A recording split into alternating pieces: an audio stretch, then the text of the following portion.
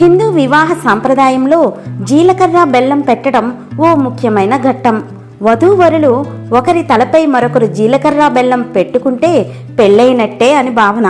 వీటిని ఎందుకు పెడతారంటే, జీలకర్ర బెల్లం పెట్టుకున్నప్పుడు వధూవరులు ఒకరి కళ్ళల్లోకి ఒకరు చూసుకుంటే వారి మధ్య ప్రేమ పెరుగుతుందని పెద్దల నమ్మకం.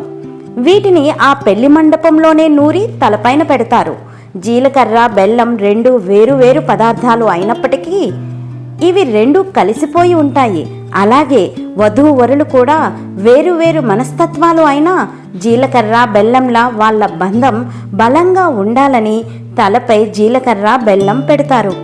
ఎలాంటి సమస్య వచ్చినా భార్యాభర్తలిద్దరూ జీలకర్ర బెల్లంలా కలిసిపోయి పరిష్కరించుకోవాలి. ఈ రెండింటి మిశ్రమం ఒంటికి చలవ చేయటం, రక్తహీనత వంటి ఆరోగ్య సమస్యలను కూడా తగ్గిస్తుందట.